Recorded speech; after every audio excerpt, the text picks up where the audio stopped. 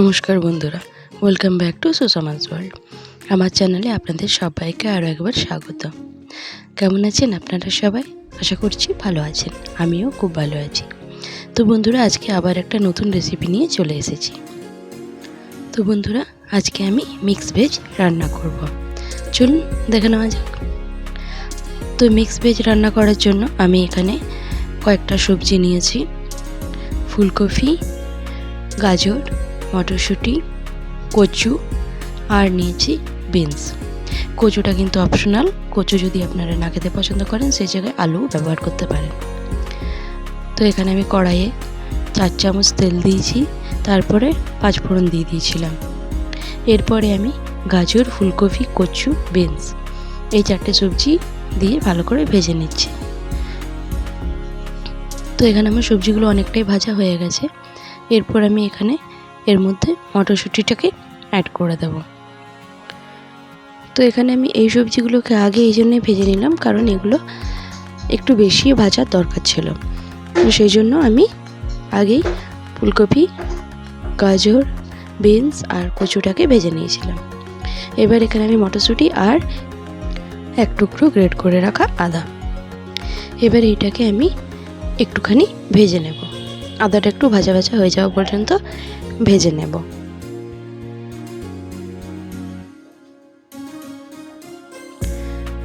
তো এখানে কিন্তু আদাটা আমার একটুখানি ভাজা হয়ে গেছে। এরপর আমি এর মধ্যে অ্যাড করে দেব পেঁয়াজ। যারা প্রথমবার আমার চ্যানেলে এসেছো তারা কিন্তু অবশ্যই চ্যানেলটাকে সাবস্ক্রাইব করে দিও।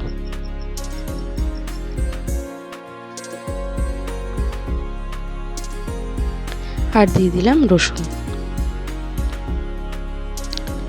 আমি এখানে রসুন, আদা এগুলোকে কুচিয়ে অ্যাড করেছি, তোমরা চাইলে বেটেও নিতে পারো। তবে পেঁয়াজটা কিন্তু এরকম কুচনো দেওয়াই ভালো, তাতে কিন্তু টেস্ট অনেক বেশি আসবে। তো দেখতে পাচ্ছ সবগুলোই কিন্তু আমার এখানে ভাজা হয়ে গেছে। পেঁয়াজটাও কিন্তু খুব বেশি ভাজবো না, একটু কাঁচা কাঁচা থাকলে ভালো লাগবে। তো সেই জন্য এখানে আর বেশি আমি ভাজবো না। এবার এখানে আমি অ্যাড করে দিচ্ছি টমেটো, দিয়ে দেবো স্বাদ মতো নুন, একটুখানি হলুদ,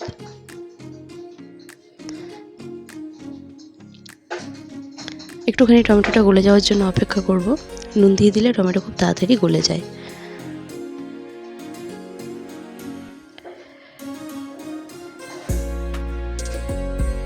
অল্প একটুখানি জল দিয়ে দিলাম। দিয়ে দিলাম মশলা, আমি এখানে ধনে আর জিরের মশলা দিয়েছি। আর দিয়ে দিলাম একটা গোটা কাঁচা লঙ্কা। ঝালটা তোমরা তোমাদের স্বাদ মতো দিতে পারো।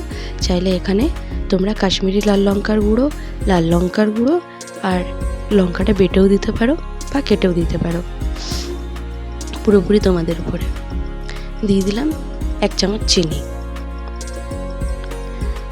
বাঙালিরা সব রান্নাতে একটুখানি মিষ্টি পছন্দ করে, তাই সব রান্নাতে একটুখানি চিনি দিলে টেস্ট বেশ ভালো লাগে। এবার দিয়ে দেবো পরিমাণ মতো জল।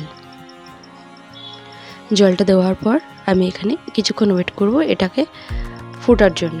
এটা ফুটে উঠলে তারপর এটাকে গ্যাসটাকে লো করে দেবো আর ঢাকা দিয়ে দেবো। তারপর এটাকে সেদ্ধ হতে দেবো। তো বন্ধুরা, আজকের আমার এই রান্নাটা তোমাদের যদি ভালো লেগে থাকে তাহলে অতি অবশ্যই কিন্তু ভিডিওটায় একটা লাইক দিয়ে দিও। দেখো রান্নাটা কিন্তু আমার ফুটে উঠেছে। গ্যাসের ফ্লেমটাকে এখানে আমি কমিয়ে দিলাম। এবারে ঢাকা দিয়ে দিলাম। ফিরে আসছি কিছুক্ষণ পর। তো দেখো কিছুক্ষণ পর ফিরে এসেছি। রান্নাটা কিন্তু আমার হয়ে গেছে, পুরোপুরি সেদ্ধ হয়ে গেছে। আমি কিন্তু মাঝখানে 2বার ঢাকা সরিয়ে নেড়ে দিয়েছিলাম, তাতে কিন্তু ভালোভাবে চারদিকে সেদ্ধ হয়। দেখো পুরোপুরি কিন্তু রান্না আমার রেডি হয়ে গেছে।